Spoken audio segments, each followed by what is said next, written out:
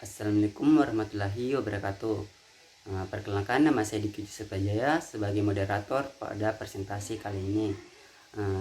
Adapun anggota kelompok saya yaitu Alfi Syahri Ramadhani, Elsa Asahra, Ferdinanda Astrinomarto, Fitra Sukma Asvin, dan Hadiatun Syahira. Adapun judul materi kami yang akan dipresentasikan pada hari ini yaitu konstruktivisme sosial. Siapa kita? Kelompok 5. Siapa kita? Kelompok 5. Kelompok 5. Konstruktivisme sosial. Konstruktivisme sosial. Siap. Adapun pokok pembahasannya yaitu yang pertama teori pembelajaran konstruktivisme, yang kedua sinopsis film, yang ketiga adegan film yang bersangkutan dengan teori konstruktivisme sosial, dan yang keempat yaitu implementasi teori konstruktivisme sosial dalam pendidikan, dan yang terakhir perspektif teori belajar behavioral terhadap adegan yang ada di filmnya. Untuk teori pertama yaitu saya sendiri. Yang pertama itu teori belajar konstruktivisme sosial. Konstruktivisme sosial adalah variasi konstruktivisme kognitif yang menekankan sifat kolaboratif dalam banyak pembelajaran. Konstruktivisme merupakan salah satu aliran filsafat pengetahuan yang menekankan bahwa pengetahuan merupakan hasil bentuk konstruksi kita sendiri. Pengetahuan bukanlah konten ideologi yang bersifat given dan instan, melainkan dia adalah hasil dari pemikiran dan olah tindak dan disertai dalam proses fermentasi pendidikan itu sendiri. Adapun prinsip konstruktivisme yaitu ada banyak elemen dan prinsip spesifik konstruktivisme yang membentuk cara kerja teori dan penerapannya pada siswa. Pelajari tentang berbagai prinsip konstruktivisme dan bagaimana prinsip-prinsip tersebut membentuk keseluruhan teknologi. Belajar adalah proses aktif. Pelajaran aktif melibatkan masukan sensorik untuk membangun makna. Pembelajaran perlu melakukan sesuatu untuk belajar. Pembelajaran bersifat konseptual. Siswa tidak mempelajari fakta dan teori tersendiri yang terpisah dari kehidupan kita. Kita belajar dengan cara yang berhubungan dengan hal-hal yang kita ketahui dan kita yakini dan banyak lagi. Itulah tadi pemaparan materi pertama dari saya. Selanjutnya pemaparan materi kedua saya persilakan untuk Ferdinanda Astrinomarto. Baik, terima kasih atas waktu dan kesempatannya. Saya Ferdinanda Astrinomarto akan melanjutkan materi tentang sinopsis film dari Coach Carter. Film ini bercerita tentang seorang pelatih basket yang sukses mengubah anak didiknya yang dari berandalan menjadi atlet yang sukses. Mereka membawa nama sekolahnya ke kejuaraan nasional dan mendapatkan beasiswa full. Itulah tadi pemaparan materi yang kedua. Untuk selanjutnya, untuk materi selanjutnya itu Saudari Fitra Sukma Asvin. Baik, terima kasih atas kesempatan yang telah diberikan kepada saya. Saya Fitra Sukma Asvin. Di sini saya akan membawakan poin ketiga yaitu adegan film yang berkaitan dengan teori konstruktivisme sosial, yaitu pengetahuan bukanlah suatu ideologi yang bersifat given atau instan, melainkan hasil dari olah pikir dan olah tindak yang disertai fermentasi dari pendidikan itu sendiri. Dalam film di mana kerja keras seorang coach bekerja keras mendidik anak basket Rahman, mulai dari belajar kedisiplinan dalam mengenai waktu dan tidak menyampingkan kewajiban mereka sebagai pelajar. Kerja keras Coach Carter dapat timbal balik dari para muridnya. Mereka menjalankan kontrak dan peraturan dari Coach Carter meskipun mereka sering membantah.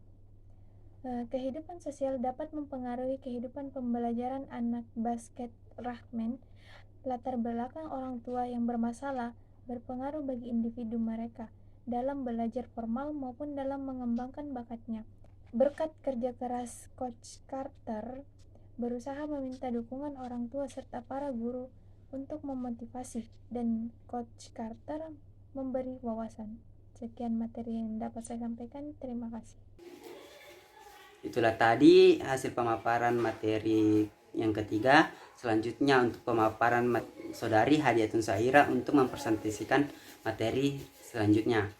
Baik, terima kasih atas kesempatannya. Di sini saya akan melanjutkan materi mengenai implikasi teori konstruktivisme sosial dalam pendidikan.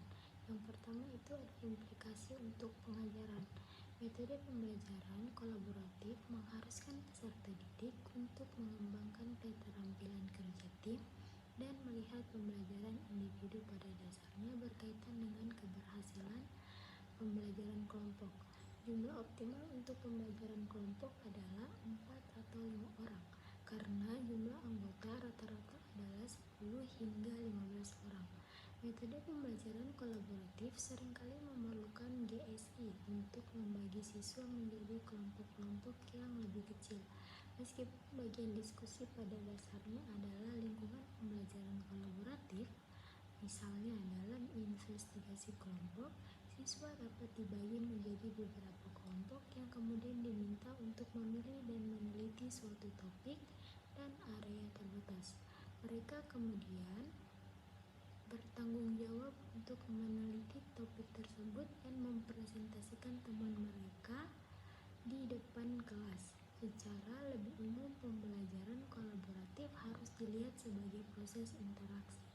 Diskusi dapat didorong dengan penyajian konsep, masalah, atau skenario tertentu, dipandu melalui pertanyaan-pertanyaan yang terarah secara efektif, pengenalan dan klarifikasi konsep dan informasi, serta referensi materi yang telah dipelajari sebelumnya. Presentasikan materi tentang implikasi konstruktivisme sosial dalam pendidikan. Penting untuk memahami bagaimana guru dapat menerapkan konstruktivisme di dalam kelas mereka untuk menciptakan lingkungan belajar yang unik bagi siswa. Dalam kelas konstruktivis, guru mempunyai peran untuk menciptakan lingkungan kolaboratif di mana siswa terlibat secara aktif dalam pembelajaran mereka sendiri. Guru lebih berperan sebagai fasilitator pembelajaran dibandingkan instruktur sebenarnya. Guru harus bekerja untuk memahami konsepsi yang sudah ada sebelumnya dan pemahaman siswa, kemudian bekerja untuk memasukkan pengetahuan ke dalam bidang tersebut. Guru juga perlu menyesuaikan pengajarannya agar sesuai dengan tingkat pemahaman siswa. Ruang kelas konstruktivis bergantung pada 4 bidang utama untuk menjadi sukses. Yang pertama yaitu berbagi pengetahuan antara guru dan siswa. Yang kedua, otoritas bersama antara guru dan siswa. Yang ketiga, guru berperan sebagai pembimbing atau fasilitator. Yang keempat, kelompok belajar terdiri dari sejumlah kecil siswa. Ruang kelas konstruktivis seringkali sangat berbeda dari ruang kelas normal di dalam banyak hal. Ruang kelas konstruktivis fokus pada pertanyaan dan minat siswa. Mereka membangun yang sudah diketahui siswa. Mereka fokus pada pembelajaran interaktif dan berpusat pada siswa. Guru berdialog dengan siswa untuk membantu mereka membangun pengetahuan mereka sendiri. Mereka berakar pada negosiasi dan siswa bekerja terutama pada dalam kelompok. Baik, itulah materi yang dapat saya bawakan. Saya kembalikan kepada moderator. Itulah tadi pemaparan materi dari Saudari Elsa Sarah. Selanjutnya materi yang terakhir saya persilakan untuk Saudari Alfi Syahri Ramadhani. Assalamualaikum warahmatullahi wabarakatuh. Perkenalkan, saya Alfi Syahri Ramadhani. Di sini saya akan menjelaskan tentang perspektif teori belajar behavioral terhadap adegan yang ada di dalam film. Coach Carter ini adalah seorang pelatih tim basket di SMA Richmond. Pelatih ini sangat tenang menghadapi anggota tim basket yang sebelumnya belum bisa menerima coach dengan baik. Coach Carter memberikan surat perjanjian yang berisi jika semua anggota tim basket masih mau berada dalam tim basket tersebut, maka semua anggota tim tersebut harus bisa menyeimbangkan antara nilai akademis dan skill dalam bermain basket. Ini dilakukan demi mendapatkan beasiswa atlet ketika masuk ke perguruan tinggi nanti. Teori pelatih ini untuk mengajar anak didiknya yaitu menceritakan kisah hidupnya kepada semua anggota tim basket ini, menceritakan orang-orang yang ditemui dahulu sebagai objek atau inspirasi bagi tim basket ini. Pelatih ini juga selalu berinteraksi dengan semua anggota tim, juga selalu menanyakan keadaan setiap individu atau anggota tim yang ada di dalam tim basket di SMA Richmond ini. Nah, setelah berinteraksi dengan anggota tim basket, pelatih ini juga menanyakan kembali tentang perkembangan ilmu yang telah didapat oleh tim basket. Pelatih ini juga menanyakan kembali tentang apa yang telah dipelajari sebelumnya. Setelah pelajaran lama dan sudah tidak dipraktekkan, pelatih ini kemudian memberikan evaluasi baru kepada peserta didiknya. Setelah pembelajaran lama dan sudah dipraktekkan, pelatih ini kemudian memberikan strategi baru dan pembelajaran baru untuk dipraktekkan. Kemudian teori yang diterapkan juga yaitu kepala sekolahnya mengadakan rapat. Di sini Coach Carter mengambil kesempatan untuk berbicara meminta kepada kepala sekolah untuk menghimbau kepada guru-guru lainnya agar mengawasi peserta didiknya, dan Coach Carter juga meminta laporan tentang bagaimana kemajuan peserta didiknya di bidang akademiknya.